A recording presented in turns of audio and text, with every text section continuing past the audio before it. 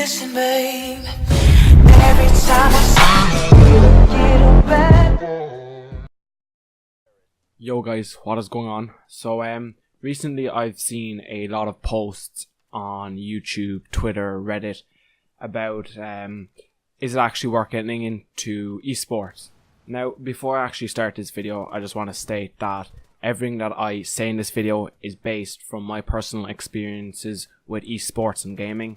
So just take it with a grain of salt that it's going to be different for everyone.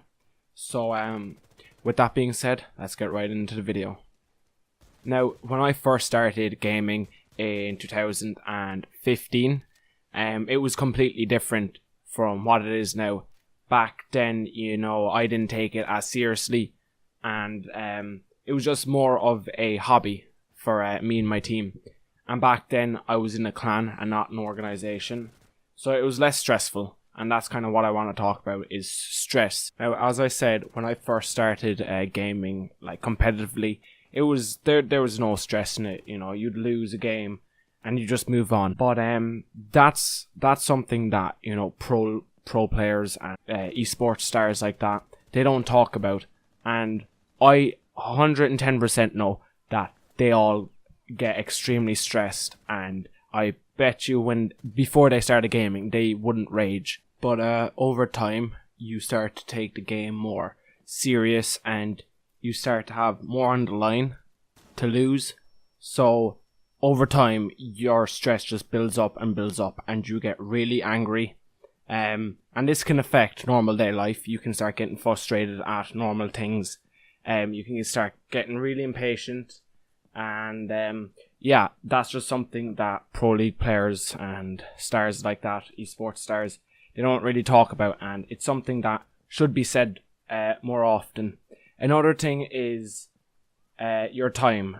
When you get into esports, you need to understand that you need to put a lot of time aside for gaming, because most people, when you start esports, it's something you want to do for the rest of your life, or just make a living out of it. That's the main goal of esports, is just to make money and have a future for yourself.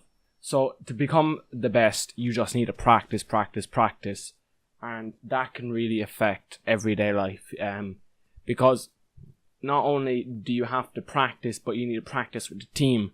So you all have to schedule a certain time that works for everyone. So it mightn't be the best time for you, but it might be the best time for everyone. So you have to sacrifice time out of your own life to make sure you can play with the rest of the team. And that's another downside to esports. So in general, there is no right or wrong answer for is esports worth getting into. For some people, it might be worth it. For other people, it's not worth it. If you think you have the time and the motivation and confidence to start it, by all means, go ahead and get into esports. It is a great thing to get into.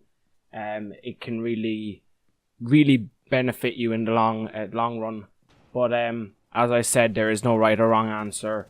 For some people, it really suits them. For other people, it can really be a downside. So yeah, if you have patience, if you have enough time, by all means, go ahead. It's something that I think everyone should try. Even if they're not going to continue it, just give it a shot. It's always worth trying.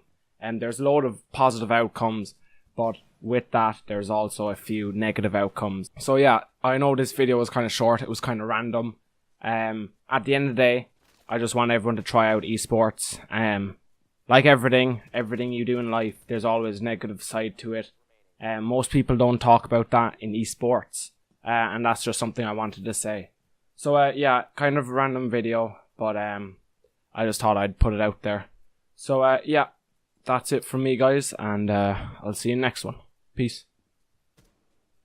Caught in the crossfire. It's caught in the crossfire.